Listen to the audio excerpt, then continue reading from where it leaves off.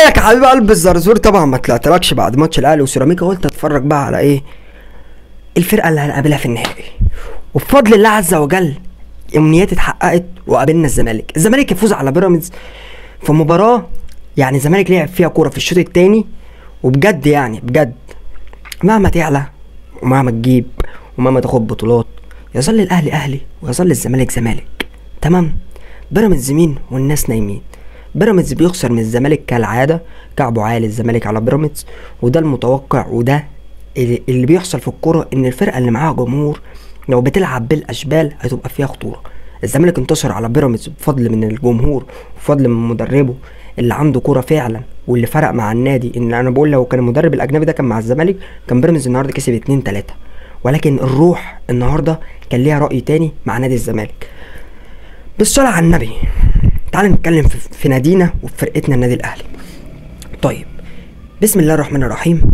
الاهلي الجامل تحكيميا هذه المباراه. طيب، لو مستنيني اطلع اقول لك الكره اوف سايد والكره مش بيلين، لا، الكره بيلين على ياسين مرعي. كره كوكا خبطت في رجله وبعد كده جت في ايده. القانون اللي احنا عارفينه، طالما ارتدت من جسم اللاعب ما تبقاش هاند بول او بيلين، ولكن كره ياسين مرعي بيلين واضح لسيراميكا كليوباترا. ولكن الاهلي الجامل تحكيميا. انا بطلع اقول الحقيقه، انا بطلع اقول الصراحه، انا بطلع اقول اللي عيني شايفاه. الاهلي الجامل تحكيميا، الاهلي الماتش ده جامل تحكيميا، وانا شاكك ان الجون اللي جابه جريديشار كان فيه اوف سايد. شاكك، الله اعلم بقى اوف سايد ولا مش اوف سايد، بس انا عندي شك ان الجون بتاعنا التاني اوف سايد. ما اتفرجتش عليه من كذا زاويه، او ما شفتش الجون دوت من كذا زاويه عشان اقدر احكم اوف سايد ولا لا، بس انا شاكك اللي هو اوف سايد. لكن الكوره بيلين، الكوره بيلين. نبدا بقى الفيديو عشان دي كلمه حق لازم تتقال. هنا الزرزور، يعني هنا صوت الشارع، يعني هنا الحقيقه. النادي الاهلي في الشوط الاول لعب كوره هجوميه وسيطره، وكان سيراميكا كليوباترا لسه ما جاش من مصر. سيطرة هجومية ونقل هجمات وعرضيات وكور خطيرة على المرمى وكورنرات، والدنيا جميلة لحد ما ربنا رزقنا بعرضية جميلة أوي من أحمد السيد زيزو سجلها تريزيجيه. بعد الجون أنا ضغط على الفرقة، أنا مش مخلي الفرقة تعمل بوستين على بعض ومزانقهم في نص ملعبهم. ربنا رزقني وجبت جون، ليه ما كملش ضغط؟ بعد الجون اللي جبناه الأهلي ساب الكرة لسيراميكا كليوباترا ورجعوا ورا. دخل سيراميكا كليوباترا في الجيم ونقل كوره وبقى ينقل كوره وبقى بيهاجم على النادي الاهلي. وتاكا فرود كما قال الكتاب، لاعب عنده 23 سنه، اسبرنتاته مرعبه، كوره طايشه مايشه، ضرب خط الدفاع. اللي بالمناسبه يعني واللي عجبني المدرب بتاع الاهلي لما لقى في الشوط الثاني في ثغرات ما بين قلبين الدفاع ياسين مرعي وياسر ابراهيم، نزل ما بينهم بيكهام وبقى يلعب 5-4-1. فانا بحب تروب عشان هو بيبقى قاري للماتش وما بيبقاش عنيد زي كولر وبيتاخر في التبديلات. عجبني اول لما لقى فيه ثغرات واتخطفنا واحده ولكن ربنا ستر، نزل بيكهام ما الفش. بعد الكره دي على طول قال بيكهام البس ويلا بينا. بس خلينا في الشوط الاول. الكوره اللي اتلعبت ما بين ياسين مرعي وما بين ياسر ابراهيم يدل ان احنا دفاعنا ملط، وكل مره اطلع اقول لك دفاعنا ملط، كل فيديو اقول لك دفاعنا ملط، واي فرقه هتهاجم علينا هتجيب فينا جون. عشان احنا لو كملنا بياسر ابراهيم وياسين مرعي سردباكات النادي الاهلي وباكاتهم، اللي اصلا المفروض لو انت سردباكك خرج يا محمد يا هاني المفروض ارحل وابقى مكانه، ولكن ما رحلتش واوتاكا انفرد. فدي غلطه برضو من محمد هاني اللي ما رحلش مكان ياسين مرعي وغطاه. فانا كده مش هعتب على محمد هاني عشان ده امر مفروغ منه. يعني انا مشكلتي مع محمد هاني خلاص بقى اصبحت مشكله شخصيه. يعني محمد هاني يعني الموضوع ما بقاش ما بيننا كوره، الموضوع ما بيننا مشكله شخصيه. يعني بخش ساعات على الانستجرام اشتمه لوحدي، اصحى من النوم كده جادد اروح داخل على الانستجرام اشتمه. تعبت منه كلاعب كره قدم وكانسان، لا بجد تعبت منه. ما بيعملش حاجه تفرحني. ده احسن موسم لعبه محمد هاني بالاداء ده. يعني شايف الاداء المعفن ده احسن موسم لمحمد هاني طوال حياته. فالجون اللي دخل ده غلطه ياسين مرعي وغلطه محمد هاني انه ما غطاش ياسين مرعي. فكده يعني تروب لو لعب ماتش حلو هجوميا هو هيتقل منه دفاعيا. فانت وانت مهاجم وشكلك حلو، اي مرتده هتيجي فيك جون عشان انت ما عندكش سرد باكات ولا عندك باكات تغطي السرد باكات ولا عندك اي حد ورا. الدنيا سداح مداح ورا، والشناوي لا اله الا الله محمد رسول الله. يعني انفراد مش هيشيلك في الشناوي. يعني يا جدعان افهموا الحقيقه. لو كملنا بالثنائيه دي اقول لك على حاجه، سعد سمير ومحمد نجيم اعظم من الثنائيه دي مليون مره. طيب خد التقيله، انا كنت من الناس اللي بقول رامي ربيعه يمشي. رامي ربيعه كان شايل بلاوي، واحسن من احسن 5 سردباكات جم تاريخ النادي. فانت دي اوسخ حاجه تقولها في حق حد، ان رامي ربيعه احسن من السردباكات اللي عندك ومن احسن السردباكات اللي جت النادي. فدي مصيبه، دي مصيبه ان رامي ربيعه اصلا في التصنيف ده. فانت عمرك ما جبت سردباك عدل، فانت اي حد هيهاجم عليك هيقل منك. عشان كده انا كنت عايز بيراميدز يخسر النهارده، عشان ولا هنستحمل مايلي، ولا دفاعاتنا هتستحمل مايلي، ولا مروان حمدي، ولا قطه، ولا الناس دي. يعني انا اهون عليا ان ياسين مرعي يمسك عدي الدباغ، او يمسك ناصر منسي، او يمسك الجزيري، اهون بكتير ما يمسك مايلي ومروان حمدي والكلام ده. فانا كنت بشجع الزمالك النهارده مش حبا في الزمالك، بل ارحمهم من بيراميدز. وبالمناسبه لو بيراميدز كان قابل الاهلي في النهائي السوبر كان هياخده منه. خليك صريح مع نفسك، خليك عندك تصالح.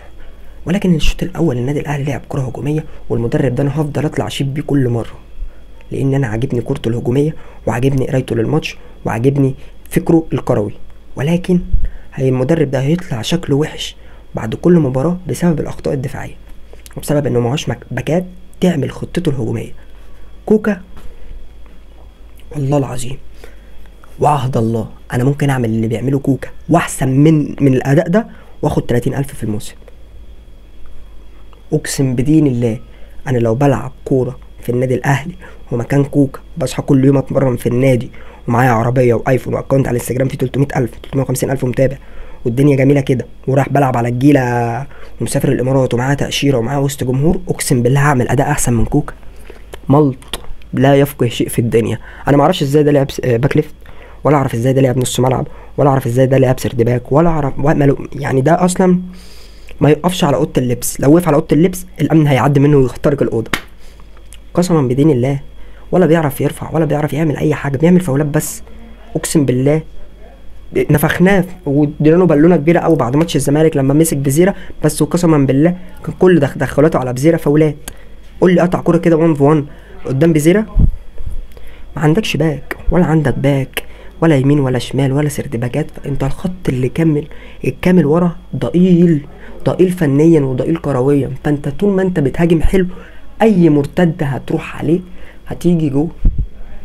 اتفرج كام جون دخل في النادي الاهلي بدايه الموسم ده. في مشكله بجد لازم تتحل باي طريقه. انزل الناشئين اشوف سرد باك حلو، انزل احل المشكله دي في اسرع وقت. من بكره رن على اي حد اقول له تعالى اشوف اي حد بيلعب كمال اجسام، اقول له تعالى العب سرد باك، عشان انا عندي خواجات.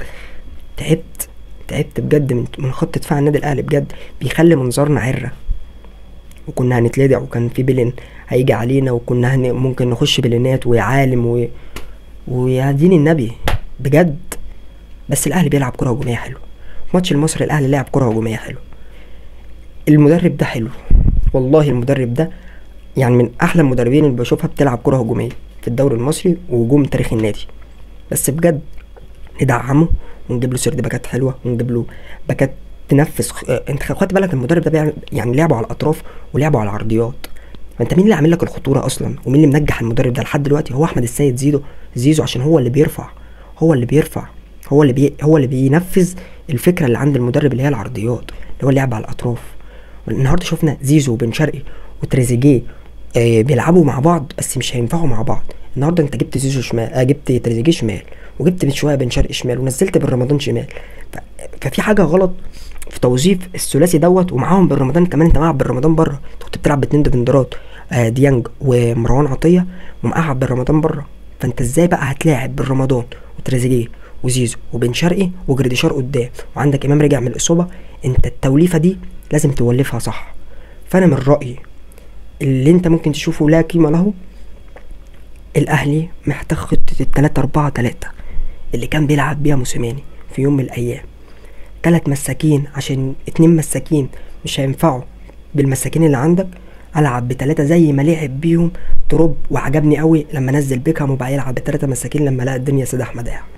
فانا لو لعبت ب3-4-3 وجبت زيزو وينج رايت هينجح معايا، عشان هقعد محمد هاني او الاعب محمد هاني بقى سرد باك، ما بين يلعب بقى سرد باك يمين وجنبه بيكهام او مرعي او ياسر ابراهيم، ولاعب زيزو في نص الملعب وينج باك رايت، هيبقى باك رايت بيزيد وهيبقى واخد راحته الهجوميه عشان محمد هاني يبقى مغطيه في السرد باك، ومحمد هاني بيلعب مساك حلو، ولعبها قبل كده.